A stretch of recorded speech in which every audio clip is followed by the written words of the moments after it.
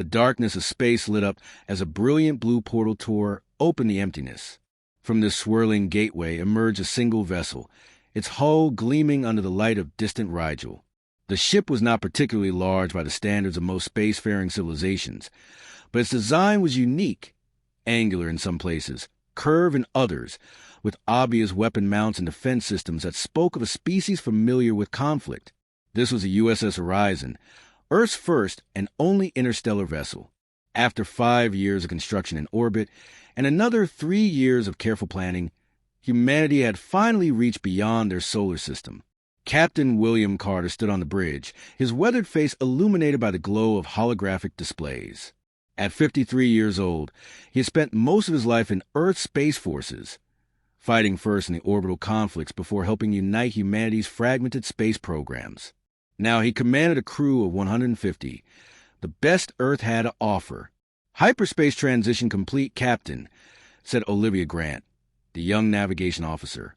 Her fingers danced across the control panel as she stabilized their position. "We've arrived at the Rigel system as planned."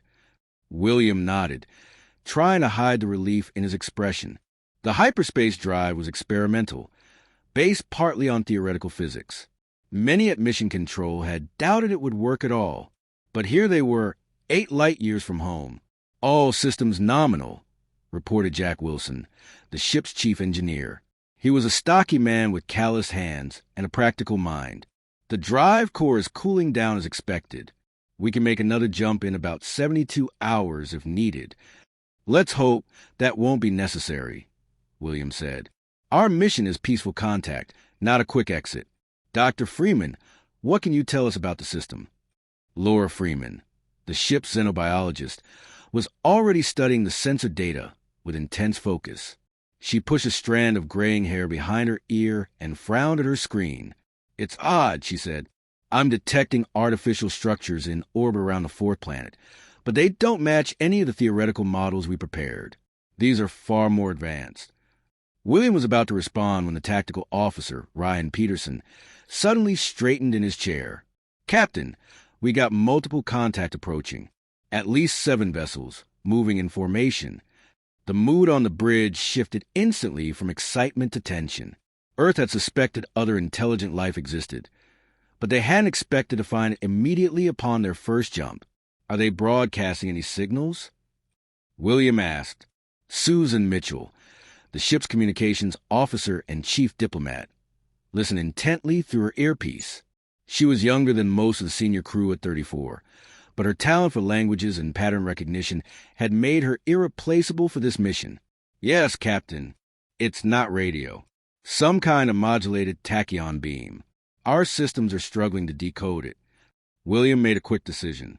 "Broadcast our first contact package on all frequencies. Let them know we come in peace." The bridge fell silent as they watched the approaching ships on the main view screen. The alien vessels were sleek, with organic-looking curves that seemed to flow rather than connect. They moved with precision that spoke of advanced propulsion systems. "They're surrounding us," Ryan reported, his voice steady despite the obvious concern. "Defensive formation." "Hold position," William ordered. "No aggressive moves. Shields at minimum power. Enough to protect against micrometeoroids, but not enough to appear threatening." The standoff lasted nearly 20 minutes before Susan straightened suddenly at her station. "Captain, I've got something. Our computers have processed enough of their language structure to begin basic translation." The main screen flickered, and an alien face appeared.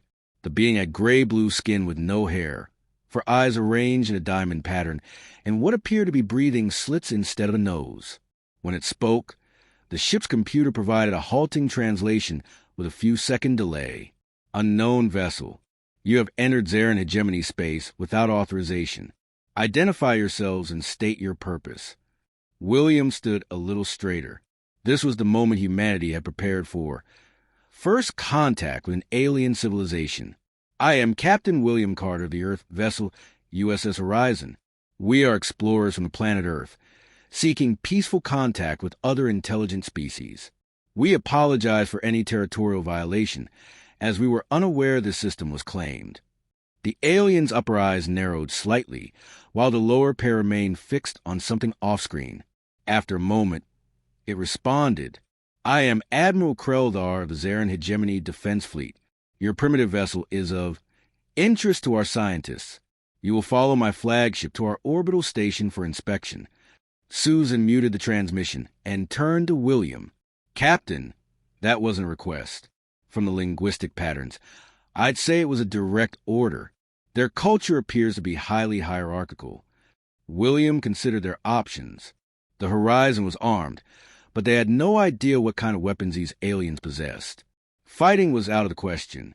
Running might be possible, but it would take time to recharge the hyperspace drive, and it would certainly ruin any chance for peaceful relations. "We'll comply," he decided, "but stay alert. Susan, select a diplomatic team, yourself, Dr. Freeman, and Engineer Wilson. We need to understand their technology and biology quickly." The alien station was enormous, a sprawling structure that dwarfed Earth's largest space constructions. As they approached, they could see hundreds of vessels coming and going, many with designs noticeably different from their escort. Multiple species, Laura noted, studying the sensor readings. At least 7 distinct biological patterns. We've stumbled into some sort of coalition or alliance. The Horizon docked at a designated bay, magnetic clamps securing it in place. A delegation of aliens waited for them. Mostly the same species as Admiral Kreldar, but with 2 other types present as well. One resembled a tall, thin insectoid with 4 arms, while the other was shorter, with a stocky build and skin that seemed almost stone-like in texture. William led his team through the airlock. They wore their standard uniforms rather than full environmental suits, having determined the atmosphere was compatible with human physiology, though slightly higher in oxygen content. Admiral Kreldar stood at the front of the alien delegation. Up close, he was taller than even the tallest human, by at least a foot, with a frame that seemed almost delicate. "Captain," the Admiral said, the translation coming to the portable units the humans carried. "Welcome to Rigel Prime Station. I am surprised your species has achieved hyperspace travel. Our records indicated your civilization was pre-space flight merely 3 centuries ago." William nodded politely. "Humans tend to advance quickly once we set our minds to something. We're grateful for your welcome, Admiral." The Admiral made a gesture that the translation software couldn't interpret. "You will be escorted to suitable accommodations while we examine your vessel. My scientists are particularly interested in your hyperspace drive implementation. I'd be happy to discuss our technology in general terms," William replied carefully, "but I'm afraid detailed examinations of our propulsion systems will require formal diplomatic agreements first." For the first time, the Admiral's 4 eyes all focused on William simultaneously, and the translation software detected a subtle shift in vocal tones.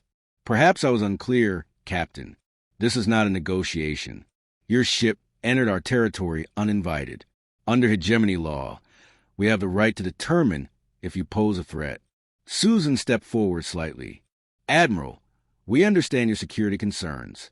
Perhaps we could discuss establishing formal diplomatic relations first? Earth would be eager to open peaceful communications with hegemony." The insectoid alien chittered something to Admiral Kreldar that wasn't translated. The Admiral's upper eyes blinked rapidly before he responded. "Your species is unknown to us. You have no standing among the civilized worlds. Before any diplomatic relations can be considered, we must assess your level of development and potential threat." William recognized the situation was deteriorating. These aliens viewed humans as primitives, perhaps even as curiosities to be studied rather than equals to be respected. "We will cooperate with reasonable security measures," he conceded, "but we maintain sovereignty over our vessel and crew." The Admiral made another untranslatable gesture. "You will be escorted to your quarters now. Tomorrow, representatives from the Scientific Authority will interview you about your species and homeworld." As they were led away by a group of the stone-skinned aliens, Laura moved closer to William and spoke quietly. "Captain, did you notice their environmental suits? Despite the atmosphere being compatible with us, all their security personnel are wearing filtration systems, and they reacted when we exhaled near them. William nodded slightly. They're physically vulnerable to something we consider normal. Make note of it, but don't be obvious about studying them. For now, we play along. The quarters they were given were spacious and clearly designed for visiting dignitaries, though certain aspects of the furniture and facilities were awkward for human anatomy. Once they were alone, William gathered his team close.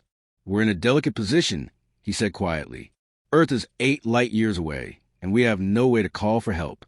The horizon is our only ticket home, and these Zaren clearly see us as inferior. They're underestimating us." Jack said, "I saw their engineers looking at our ship. They think our technology is primitive because it doesn't match their aesthetic." Susan nodded. "Their language contains many terms for hierarchical relationships. They've already categorized us as a developing species, essentially children in their eyes." "Then perhaps," William said thoughtfully, "we should let them keep underestimating us until we understand them better. Laura, focus on their biology. Jack, learn whatever you can about their technology. Susan, keep working on their language and social structure."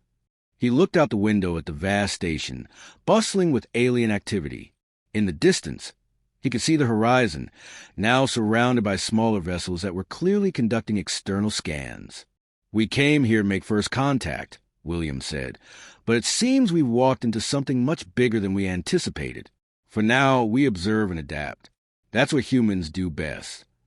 Laura smiled slightly. "Just one human ship arrived. And that might be all it takes," William finished, "to change everything." 3 days passed on Rigel Prime Station. The human delegation was treated well in terms of accommodations, but they were clearly prisoners rather than guests. Armed guards stood outside their quarters at all times. Each day, they were escorted to different laboratories where hegemony scientists conducted tests and interviews. William maintained a cooperative but dignified attitude through it all. He answered questions about Earth and human society, carefully emphasizing certain aspects while downplaying others. When asked about Earth's military capabilities, he spoke vaguely of defense forces, but mentioned the centuries of warfare that had shaped human history. On the 4th morning, Laura Freeman was separated from the others and taken to a biological research section. The lead scientist was one of the insectoid aliens she now knew were called the Krill. This one introduced itself as Chief Researcher Ziktal. "We wish to understand human physiology better," Ziktal explained through a translator device. Its 4 arms moved in precise, unsettling patterns as it spoke. "Your species appears remarkably durable compared to most sentient life forms." Laura nodded politely. "We evolved on a planet with relatively high gravity and diverse environmental challenges." The laboratory was filled with equipment she didn't recognize. Several screens displayed what appeared to be cellular analysis of human tissue samples, likely taken from their food trays or living quarters without their knowledge. Ziktal guided her to a scanning platform. "Please stand here. The process is non-invasive." Laura complied, watching carefully as the machines hummed around her. She noticed that all the alien researchers maintained distance from her, and their breathing apparatus seemed more sophisticated than necessary for the station's atmosphere. After the scan completed, a junior researcher, one of the stone-skinned draft species, approached Ziktal with a data tablet. They chittered back and forth in their native language, apparently forgetting that Laura was present. Their body language showed clear agitation. A moment later, a younger Krill researcher entered the laboratory carrying a sealed container. The researcher placed it on a workbench and began adjusting various instruments around it. Something about the care they were taking made Laura uneasy. Her suspicions proved correct when an accident occurred. The young Krill's hand slipped, and the container opened partially. A pale green gas escaped into the laboratory air. The effect on the aliens was immediate and dramatic. Alarms blared as the Krill and Drav researchers began scrambling toward emergency stations along the walls. Several fell to the floor, their breathing labored. Ziktal was shouting orders through its mask, mandibles clicking rapidly in obvious distress. Laura felt only a mild tingling on her exposed skin. The gas had an unpleasant smell, but nothing that seemed dangerous. Seeing the aliens in distress, she made a quick decision. She walked directly through the gas cloud to the container and sealed it properly, then activated the ventilation systems at the nearby control panel. When she turned around, every alien in the room was staring at her in what could only be described as shock. "Are you all right?" she asked Ziktal, who was now pressed against the far wall. The chief researcher's voice came through the translator with noticeable distortion. "You should be incapacitated. That was chlorine-methane compound, highly corrosive to most carbon-based life." Laura shrugged slightly. "It's irritating to human skin, but not immediately dangerous in this concentration. On Earth, we use similar compounds as cleaning agents." The laboratory fell silent, except for the hissing of the ventilation system clearing the air. Laura could almost see the mental calculations happening behind the alien researcher's eyes. Meanwhile, Jack Wilson had been escorted to an engineering section where hegemony technicians were analyzing scans of the horizon. The chief engineer, a Vex-named technical director, Emmy Varan, seemed particularly interested in the ship's structural design.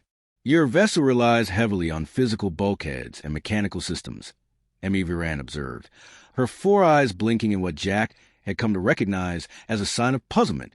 "Most advanced species transition to energy barriers and quantum-stabilized materials." Jack nodded, watching carefully as the alien engineers manipulated holographic displays of the Horizon systems. "We find physical redundancy more reliable in crisis situations. Mechanical systems can be repaired with basic tools when power fails." Emmy Varan made a dismissive gesture. "Primitive, but interesting. Your hyperspace drive implementation is especially unusual. It should not function with your level of technology." Jack smiled slightly. "Humans often find unconventional solutions." One of the junior engineers was examining a physical sample, a section of hull material that had been removed from the horizon without permission. The alien was attempting to bend it on a testing apparatus, but having little success. "Your material science is more advanced than we expected," Emmy Varan admitted. "What is this alloy composed of?"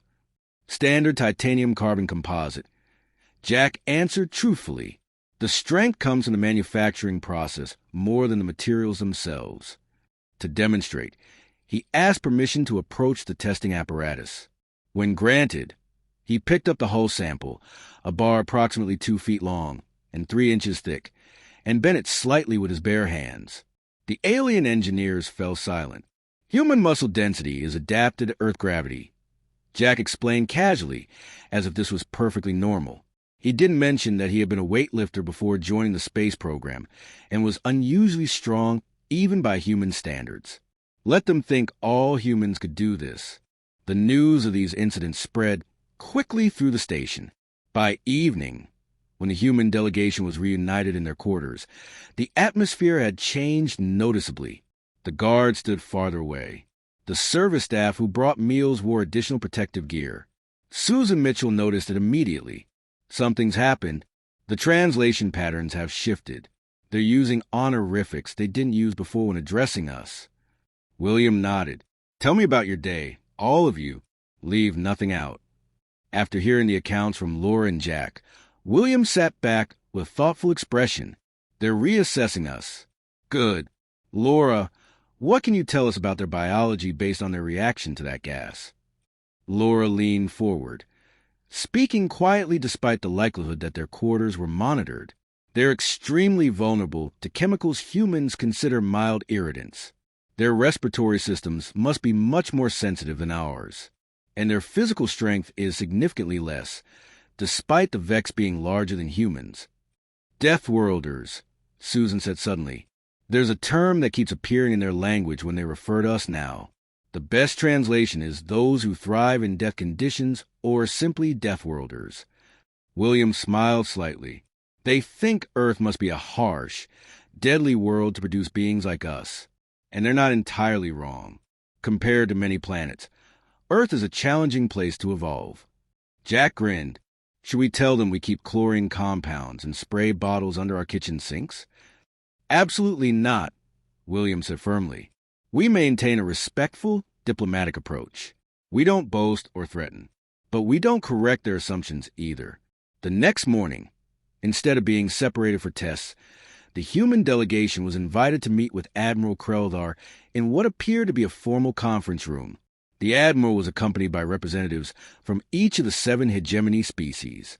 Captain Carter, the Admiral began, his tone noticeably different from their first meeting. We have been analyzing the data collected on your species and vessel. It appears our initial assessment was incomplete. William inclined his head slightly, but said nothing. Your biology is remarkably robust, the Admiral continued, and your technological approach, while different from ours, shows ingenuity. The Hegemony Council has authorized me to open preliminary diplomatic discussions. Susan stepped forward. We appreciate the Hegemony's reconsideration, Admiral. Earth would welcome peaceful relations. The stone-skinned Drav representative spoke next. We are curious about your homeworld. Our preliminary analysis suggests environmental conditions that most spacefaring species would find hostile. William nodded. Earth has diverse environments, from Arctic regions to deserts, from mountains to ocean trenches. Humans have adapted to live in all of them. And your atmospheric composition? Asked Zictal, who was present representing the Krill Scientific Authority. Nitrogen-oxygen mix, with trace elements including argon and carbon dioxide. Laura answered, We evolved alongside numerous biological organisms that produce compounds toxic to each other. Humans developed broad resistance. William could see the subtle reactions among the aliens, the slight movements backward, the protective gestures. They were afraid, not of human technology or weapons, but of humans themselves. We understand the Horizon is your first interstellar vessel, Admiral Kreldar said, his upper eyes fixed on William, while his lower eyes scanned a data display. Are there others under construction? William smiled diplomatically. Our space program continues to develop, Admiral. The success of the Horizon will certainly influence future missions. He deliberately left the implication hanging. Let them wonder if more human ships might already be on their way. The meeting continued for several hours, covering topics from Earth's governance systems to human cultural practices. Throughout it all, William maintained the same approach. Truthful but selective, emphasizing human adaptability and resilience without seeming threatening. As they were escorted back to their quarters afterward, William noticed the security detail had doubled, but they maintained a greater distance than before. They're treating us like unexploded bombs, Jack whispered. Good, William replied quietly. Fear can lead to respect if we handle this correctly. Susan, your assessment of the meeting? Susan waited until they were inside their quarters before answering. They're definitely reassessing our status. The linguistic patterns shifted throughout the conversation. By the end, they were using formal diplomatic protocols reserved for established powers. Laura sat down, looking thoughtful. They're still studying us, but now they're trying to determine if we're a threat. I noticed they were particularly interested in our population numbers and industrial capacity. William nodded slowly. Then we continue as planned. We cooperate, we remain diplomatic, but we don't volunteer weaknesses. He looked out the window at the alien station stretching out before them, bustling with activity. Somewhere out there, they're having very serious discussions about humanity right now. Jack smiled, all because of one ship and 4 humans who didn't immediately collapse when exposed to a little chlorine gas. That's often how history changes, William said quietly. Not with massive fleets or armies, but with small moments that shift perceptions. He turned back to his team. Get some rest. I have a feeling tomorrow will be a busy day. 2 weeks passed on Rigel Prime Station. The human delegation status had shifted dramatically. Their quarters were upgraded to a diplomatic suite. The guards, while still present, now stood at attention when the humans passed rather than watching them with suspicion.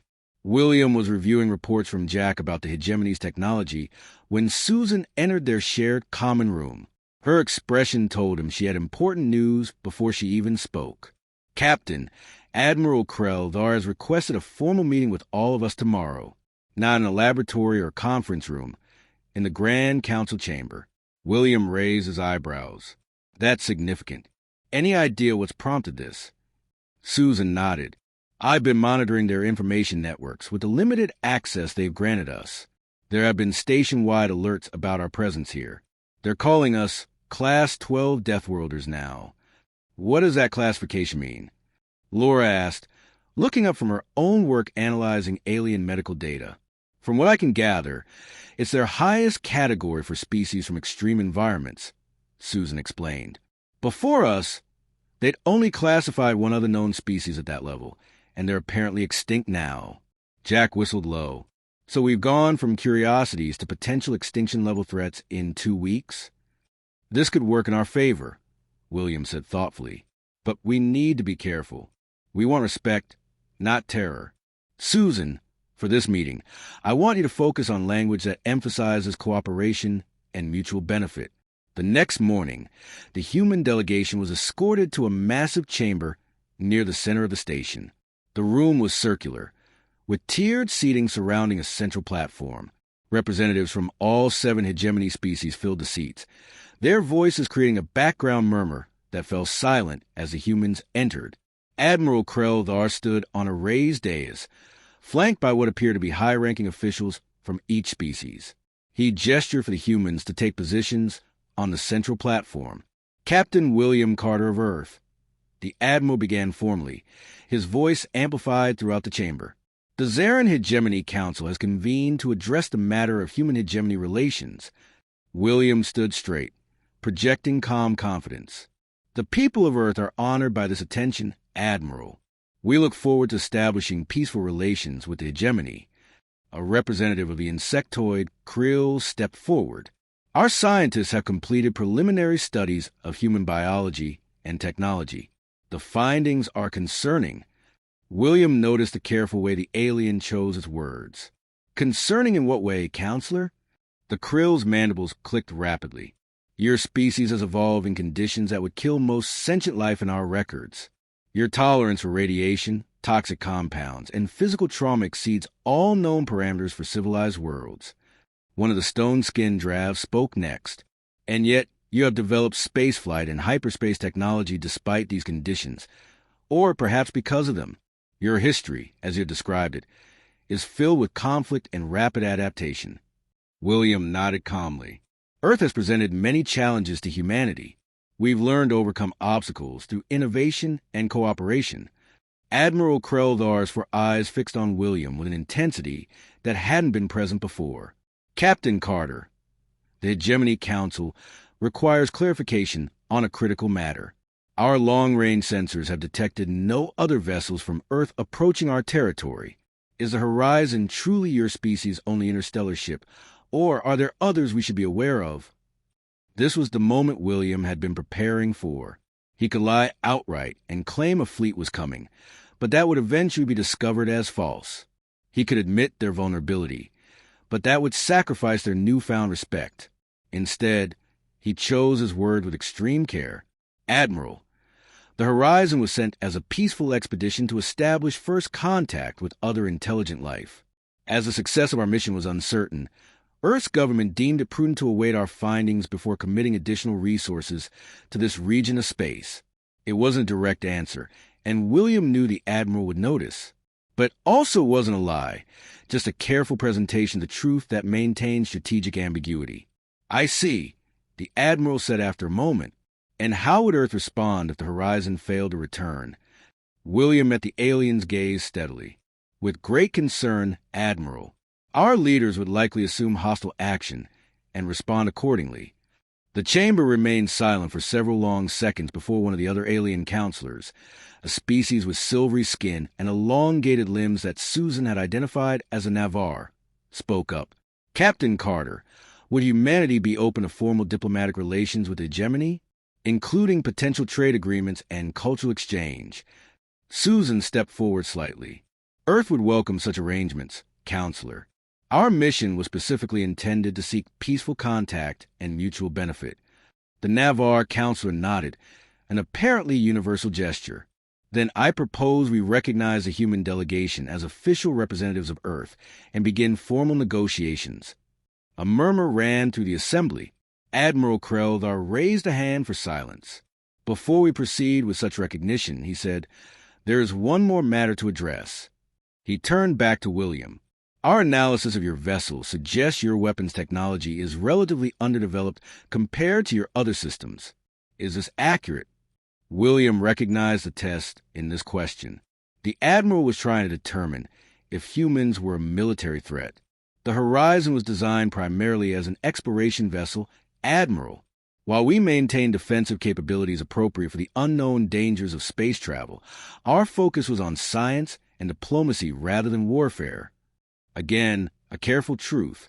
The Horizon did carry weapons, but they were indeed modest compared to what the hegemony ships displayed. The Admiral's upper eyes narrowed slightly.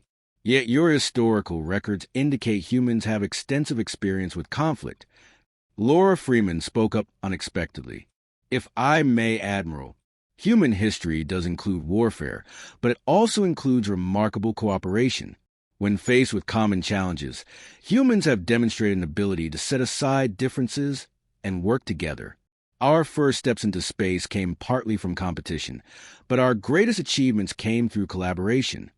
Jack Wilson added, "Our engineering philosophy reflects this. We build redundant systems and focus on adaptability, rather than pure efficiency. The Horizon can be repaired with basic tools if necessary, because we design with crisis survival in mind." William noticed a subtle shift in the aliens' posture as his crew spoke. They were painting a picture of humanity not as conquerors, but as survivors, resilient, adaptable, and pragmatic. After a brief conference among the council members, Admiral Kreldar addressed the humans again. "The Zarin Hegemony Council has reached a decision. We will recognize Earth as an independent power and the human delegation as its official representatives. Diplomatic protocols are hereby initiated." A formal document was presented, which Susan carefully reviewed before William signed it. The ceremony concluded with an announcement that a reception would be held that evening to introduce the human delegation to the wider diplomatic community on the station. As they were escorted back to their quarters, now officially recognized as the Earth Embassy, Jack whispered to William, "Did we just become a galactic power with exactly one ship and 4 people?" William smiled slightly. "Perception shapes reality, Jack. Right now, they perceive us as representatives of a dangerous but potentially valuable ally." Later that evening, as they prepared for the diplomatic reception, Susan shared her analysis. "The document we signed is fascinating, Captain. The language is carefully constructed to treat us as equals while subtly establishing boundaries. They're essentially creating a framework to contain us." "Contain us?" Laura asked. Susan nodded. "They've granted us diplomatic status, but with very specific limitations on our movements and activities. They're treating us like a dangerous animal. They want to keep on a comfortable leash." William straightened his uniform. "Then we'll need to be both well-behaved and occasionally unpredictable. Remind them we can be dangerous without ever making an actual threat." The reception was held in a grand hall, with views of the stellar landscape outside. Representatives from dozens of species were present, many from beyond the hegemony's borders. The humans quickly became the center of attention, with diplomats from various worlds finding excuses to approach them. A tall, almost translucent being introduced itself as Ambassador Lorven of the Tellurian Confederation. "We have been observing your interactions with the hegemony with great interest," it said through a translator. "It is rare for them to grant diplomatic recognition so quickly." Susan smiled politely. "We appreciate their willingness to establish peaceful relations." The ambassador's body rippled in what might have been amusement. "Do not be deceived. Human, the hegemony does not act from goodwill, but from calculated self-interest. They fear what they do not understand, and you humans are very difficult to understand." William joined the conversation. "How so, Ambassador?" "Most species follow predictable patterns of development and behavior." Lorven explained. "The hegemony has built its power on this predictability. But you humans..." The alien's form shimmered slightly. "You are contradictions. Your biology suggests evolution on a harsh world of constant threats, yet you speak of peace and cooperation. Your technology is both primitive and innovative in ways that defy categorization." "We contain multitudes," William said with a small smile. "Indeed." The ambassador lowered its voice. "A word of advice, Captain. The hegemony maintains power through control of hyperspace route data. If you truly wish to establish your species as independent, secure that information." Before William could respond, Admiral Kreldar approached, effectively ending the private conversation. The Admiral led William around the reception, introducing him to various officials and diplomats. Throughout it all, William maintained the same careful balance, respectful but never subservient, friendly but never revealing weakness. As the evening concluded, the Admiral took William aside. "Captain, the Council has authorized me to offer your crew limited access to our star charts and cultural database. Consider it a gesture of goodwill." William nodded appreciatively. "Thank you, Admiral. Earth would be grateful for such knowledge." The Admiral's 4 eyes studied William's face. "I must admit, Captain, when your ship first appeared in our system, I considered you barely worth notice. I have seldom been so mistaken in an initial assessment. First impressions can be deceiving," William said. "I hope our future interactions will build greater understanding between our peoples." As they returned to their quarters at night, William gathered his crew. "Things are moving faster than I expected. We've established diplomatic status and caught the interest of powers beyond the hegemony. Now we need to leverage this position to secure what we really need." "A way home?" Jack asked. William nodded. "And knowledge, star charts, technology insights, cultural information. Everything Earth needs to prepare for a galaxy that's far more populated and complex than we ever imagined." Susan looked thoughtful. "They're still underestimating us, even as they fear us. They think we're dangerous but naive." "Good," William said, "because tomorrow we start negotiating in earnest." One human ship arrived in their territory by accident. Let's make sure that when we leave, it's on our terms, and with the foundation laid for humanity's place among the stars. 1 month after the USS Horizon's arrival at Rigel Prime Station, William Carter stood at the window of the Earth Embassy, watching the busy traffic of alien vessels. The past 2 weeks have been filled with diplomatic meetings, cultural exchanges, and careful negotiations. The humans had secured limited access to star charts covering several nearby systems and basic information about the major powers in this sector of space. Susan Mitchell entered the room, her expression serious. "Captain, I've been monitoring the station's emergency channels as part of our intelligence gathering. There's something happening with Rigel's star." William turned from the window. "What kind of something?" "Increased solar activity, much greater than normal. The hegemony scientists are concerned." Before William could respond, the station's alarm system activated. A voice spoke in multiple languages, including the still imperfect translation to English that the station computers had developed. "Attention all personnel. Solar event warning. Level 3 protocols now in effect. All non-essential personnel report to designated shelter areas." The communication panel in their quarters activated, and Admiral Kreldar's face appeared.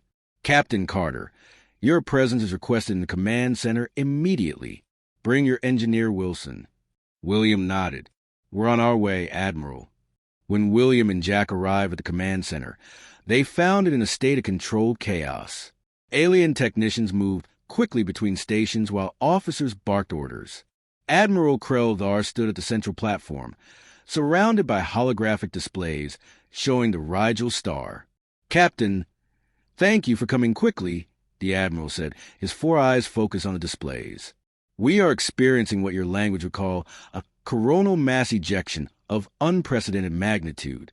The first wave will reach the station in approximately 2 hours." William studied the displays. "Your shields can handle it, surely?" The Admiral's upper eyes narrowed. "Under normal circumstances, yes. However, our main shield generators were undergoing scheduled maintenance when the solar activity began. The backup systems are not rated for an event of this magnitude." Jack stepped closer to one of the technical displays, quickly absorbing the information. "You're looking at shield failure in critical sections of the station," he said, "especially the outer habitation rings." Technical Director M.E. Varan, who was coordinating the emergency response, turned to Jack. "Your assessment is correct. Human Wilson. We are attempting to reroute power and reinforcement resources, but many sections will be exposed to dangerous radiation levels." William exchanged a quick glance with Jack. This was both a crisis and opportunity. "Admiral, We'd like to offer assistance. Engineer Wilson has extensive experience with emergency power systems and radiation shielding.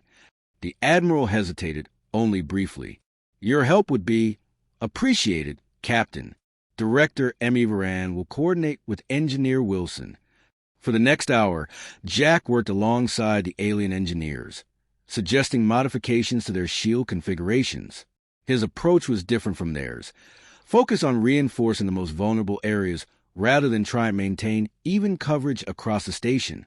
Your method is unorthodox, Emmy Varan observed as they worked. You sacrifice peripheral systems to strengthen critical ones. Jack nodded, hands moving quickly across the alien interface he'd been granted access to. Human emergency response prioritizes survival over preservation. Better to lose non-essential sections than risk catastrophic failure everywhere. Meanwhile, William was in communication with Laura and Susan back at the Earth Embassy. Start preparing the horizon, he instructed them. Power up all systems and run diagnostics on the shields. We might need to use it as a fallback shelter. Susan's voice came through his communicator. Captain, the station security is in disarray. Many of the guards have been reassigned to emergency duties. This might be our chance to access more restricted information. William considered this. Proceed with caution. Focus on star charts and hyperspace navigation data. Nothing that would trigger serious security alerts. As the crisis intensified, William noticed something interesting. The hegemony's carefully structured hierarchy was breaking down. Species that normally defer to the Vex were now making decisions independently, focusing on practical solutions rather than protocol. The Admiral seemed to be struggling with this change. His orders became more insistent, his tone more stressed. When a junior officer, one of the silvery-skinned Navarre, suggested an alternative approach to evacuation, Kreldar nearly lost his composure. William stepped in smoothly. Admiral, on human vessels, we've found that crisis response works best with distributed authority. Perhaps allowing your section chiefs more autonomy would speed the implementation of safety measures. The Admiral's four eyes blinked rapidly. Our command structure has served the hegemony for centuries, Captain. Of course, William said respectfully. I merely offer the observation from human experience. We found that those closest to a problem often see solutions that may not be visible from a central command position. To William's surprise, one of the other Vex officers spoke up. The human suggestion has merit, Admiral. Our traditional response protocols were designed for military threats, not natural disasters. After a moment's hesitation, Admiral Kreldar nodded. Very well. Section chiefs will have emergency authority within their domains. Coordinate through central command, but implement solutions as needed. The change was immediate and effective. Throughout the station, response teams began adapting to local conditions, sharing information directly rather than waiting for orders from above. Jack's modifications to the shield system were implemented just as the first wave of the solar storm hit the station. The shields flared brilliant blue against the onslaught of charged particles. Some sections flickered alarmingly, but the critical areas, life support, power generation, and the central habitat rings, remained protected. First wave intensity 20% higher than predicted, reported a Krill technician. Shields holding at 83% in primary sections, 47% in secondary zones. Outer sections experiencing radiation breach. Admiral Kreldar turned to William. We need to evacuate the outer rings immediately. Over 2,000 personnel and civilians are at risk. William activated his communicator. Susan, Laura, status of the horizon? Fully powered and ready, Captain, Susan replied. Shields at maximum capacity. William made a quick decision. Admiral, the horizon can serve as an emergency shelter. Our shields were designed to withstand more extreme conditions than your station typically faces. We can accommodate several hundred evacuees. The Admiral's expression was unreadable to human eyes, but his voice held a note of surprise. You would open your vessel to our people? Of course, William said simply. That's what you do in an emergency. You help. Within 30 minutes, evacuation pods were bringing station residents to the horizon. Jack had returned to the ship to oversee the shield operations, while Laura organized the incoming refugees. quickly assessing any who showed signs of radiation exposure. The Horizon's mess hall and cargo bays were converted to temporary shelters. Aliens who had previously viewed humans with fear or suspicion now found themselves dependent on human hospitality. Laura noticed how many of them seemed surprised by the simple kindness shown by the human crew. A young drab child, separated from its family in the chaos, was visibly trembling until Laura knelt down and spoke gently through her translator. "It's okay to be scared, but you're safe here. We'll find your family." The second wave of the solar storm was even more intense than the first. The station's shields fluctuated dangerously, and several outer sections lost atmosphere entirely. But the core remained intact, and the Horizon's shields held steady, protecting not just the human crew, but hundreds of hegemony citizens. In the command center, William worked alongside Admiral Kreldar, helping coordinate the emergency response. He noticed how the Admiral had adapted, now listening more readily to suggestions from various species and ranks. "The worst has passed," the Admiral said finally, as the sensor readings began to decline. "The station will require significant repairs, but casualties have been minimal thanks to the rapid evacuation." William nodded. "Your people responded well to the crisis, Admiral." Kreldar was silent for a moment. "Perhaps too many cycles of peace had made us rigid. Captain, this event has been educational. Crisis reveals character," William said, "both its strengths and its weaknesses." The Admiral's four eyes studied William with new understanding. "Is that why humans are so adaptable? Because your world constantly presents you with crises?" William smiled slightly. "Earth has its challenges, yes, but I think our adaptability comes more from our diversity. Humans disagree with each other constantly, question authority, challenge assumptions. It can make us difficult to govern, but it also means we're always considering alternative approaches." Later, as the emergency subsided and the evacuees began returning to the undamaged sections of the station, Susan met William at the Horizon's airlock with news. "Captain, during the crisis, I was able to access significantly more of the hegemony star charts and navigational data than they'd officially shared with us, including hyperspace route information for a direct path back to Earth." William nodded, keeping his expression neutral in case they were being observed. "Good work. Download everything to the Horizon's secure systems. We'll review it later." As the last evacuees left the ship, Admiral Kreldar himself came aboard to speak with William. The Admiral seemed different, less rigid in his posture, his voice holding a note of what might be called humility. "Captain Carter, the Hegemony Council has asked me to convey our formal gratitude for your assistance during this crisis. Your crew's actions saved many lives." William inclined his head. "We're pleased we could help, Admiral." "I must admit," Kreldar continued, "that when your ship first arrived, I considered humans to be primitive and potentially dangerous. I was half right." His upper eyes blinked in what Susan had recently identified as a gesture of wry amusement. "You are indeed dangerous, but not in the way I assumed. Your willingness to disregard protocol, your adaptive thinking, what would you call it?" "Improvisation," William suggested. "Yes, improvisation. These qualities make you unpredictable, but also remarkably effective in crisis. The Council has taken note of this." After the Admiral departed, William gathered a small crew in the Horizon's conference room. "This crisis has changed our position significantly," he told them. "We've gained their respect, not just their fear. And thanks to Susan, we now have the navigational data we need to return to Earth." "So we're leaving?" Jack asked. William shook his head. "Not yet. This is a unique opportunity. The hegemony is off balance. Their rigid social structures have been disrupted by the crisis. They're more open to new ideas, new relationships." Laura nodded in understanding. "And they've seen that humans can be valuable allies, not just potential threats." "Exactly," William said. "So we press our advantage, diplomatically. We negotiate for technology exchanges, cultural information, everything Earth will need to prepare for its place in the galactic community." Susan looked thoughtful. "They'll be rebuilding parts of the station. They might welcome our input, our different perspective." William smiled. "One ship, one small crew. That's all Earth sent out into the galaxy. But sometimes, that's all it takes to change everything. 3 months had passed since the USS Horizon first emerged from hyperspace at the edge of the Rigel system. What began as an accidental first contact had transformed into something far more significant. The human delegation now occupied a respected position on Rigel Prime Station, with William Carter regularly attending Hegemony Council sessions as an observer with speaking privileges.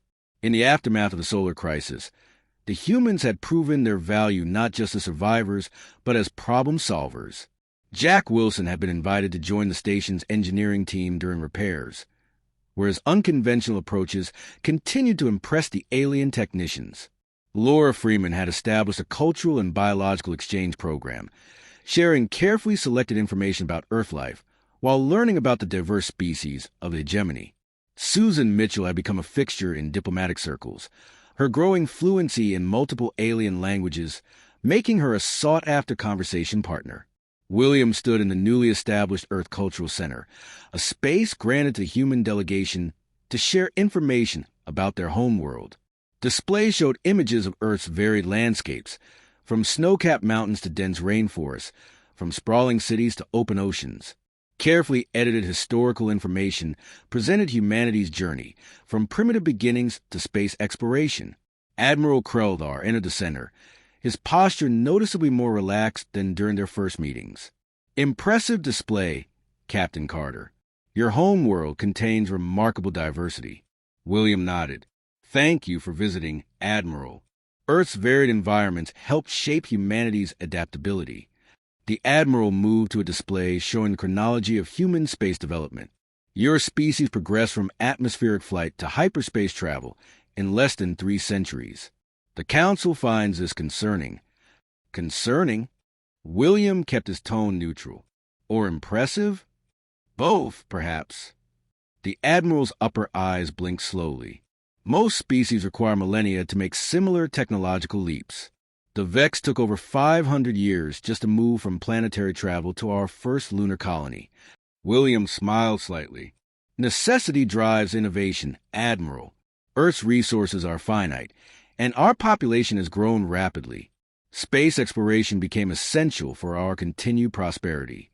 Kreldar was silent for a moment, studying an image of Earth at night, city lights glowing across continents.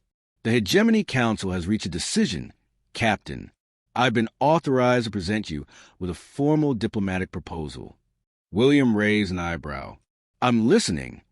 We will provide your people with comprehensive star charts covering 30 light-years in all directions from your home system, along with technical data on shield harmonics and anti-radiation technology that would benefit your colonies. William kept his expression neutral, despite his surprise. This was far more than they had hoped to negotiate. That's a generous offer, Admiral. What does a hegemony seek in return? A formal alliance with Earth, including mutual defense agreements and exclusive trading rights within hegemony territory. Now William understood. The hegemony wasn't just recognizing humanity. They were trying to secure humans as allies before other galactic powers could do so. I'll need to discuss this with my crew before giving a formal response, William said carefully. This goes beyond my authority as an expedition commander. The Admiral made a gesture of understanding. Of course, the Council expects you'll want to consult with your government directly, which brings me to the second part of our proposal. William waited, sensing something significant coming. The hegemony is prepared to provide a diplomatic escort for the Horizon's return journey to Earth. 3 of our vessels would accompany you, carrying a formal delegation to establish relations with your government. This was unexpected. A delegation to Earth? Yes. The Council believes direct contact will be most effective for establishing long-term relations. The Admiral's 4 eyes fixed on William. This would also allow us to meet more of your species and better understand your civilization, and to assess Earth's actual capabilities and verify everything the humans had told them, William thought. They still weren't entirely sure if the Horizon was truly Earth's only interstellar vessel. I'll convey your proposal to my crew. We'll provide a response tomorrow. After the Admiral left, William called an immediate meeting in their secure quarters. When he shared the hegemony's offer, the reactions were mixed. It's more than we hoped for, Jack said.